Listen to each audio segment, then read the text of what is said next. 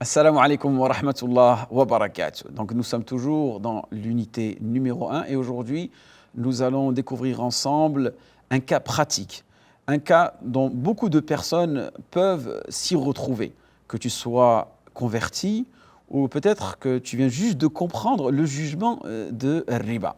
Donc maintenant, une question se pose, barakallahu fikum. Qu'en est-il si quelqu'un se convertit à l'islam alors qu'il est engagé dans un contrat comportant de l'intérêt? Ce qu'il faut comprendre, c'est que s'il se convertit alors qu'il était lié à un contrat entaché d'intérêt, il existe deux situations.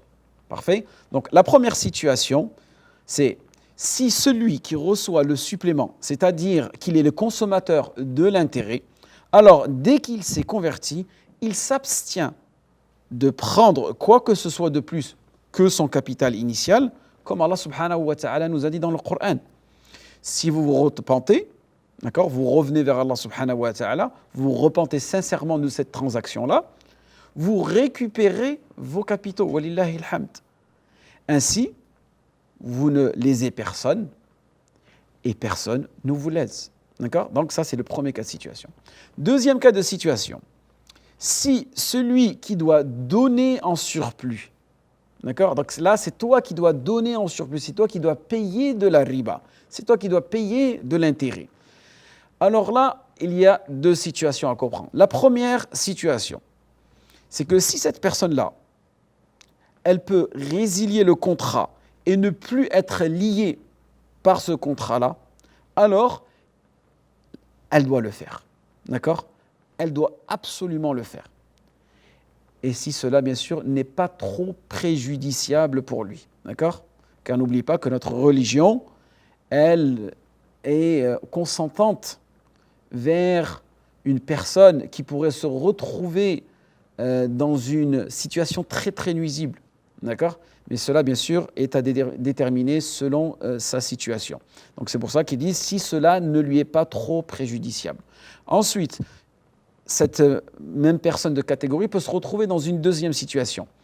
S'il ne peut pas annuler le contrat, d'accord? Donc s'il ne peut pas annuler le contrat qu'en contrepartie d'un préjudice excessif, alors il pourra mener le contrat à son terme, mais ici avec une condition, avec la ferme résolution de ne plus refaire une telle chose. Comme Allah subhanahu wa ta'ala a dit, celui à qui est parvenue une exhortation de son Seigneur. فَمَنْ جَاءَهُ مَوْعِظَةٌ مِّن رَبِّهِ. D'accord?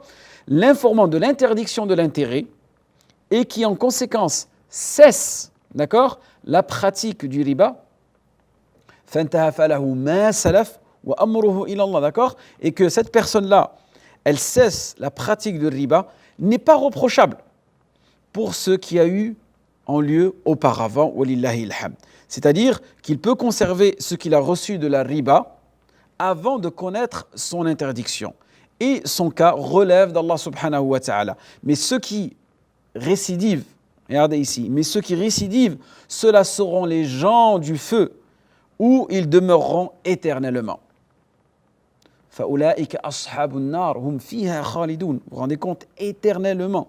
Donc, ne pas récidiver. Barakallahu fikum. Donc, petit récapitulatif ici pour bien comprendre ce cas de situation.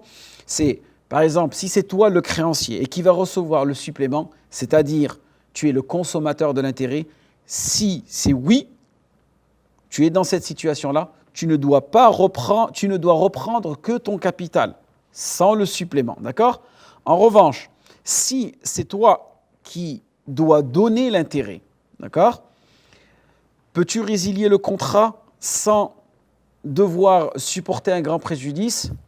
Si oui, tu dois alors dans ce cas-là annuler le contrat si tu en es capable et s'il n'y a pas de préjudice pour toi. Donc deux conditions, la capacité et le préjudice. En revanche, si tu n'en es pas capable, qu'est-ce que tu dois faire?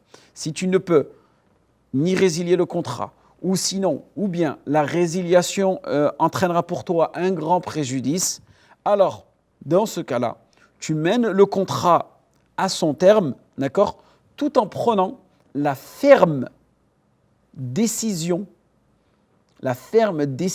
de ne pas recommencer à l'avenir. Donc ici, on voit que notre religion, walillahi alhamd, c'est une religion de miséricorde, mais c'est à la fois une religion de fermeté, d'accord? Et que Allah subhanahu wa ta'ala, il prend en considération les besoins de l'être humain, d'accord? Et que même s'il se retrouve dans une transaction qui est interdite, Allah subhanahu wa ta'ala, il te donne différentes formes de solutions. Mais il faut être sincère envers Allah subhanahu wa ta'ala pour pouvoir passer toutes ces étapes-là et faire partie des gens qui recherchent vraiment l'excellence dans leur adoration envers Allah subhanahu wa ta'ala, en espérant que ce cours a été bénéfique pour vous et moi. وفقكم الله لما يحب ويرضى والسلام عليكم ورحمة الله وبركاته.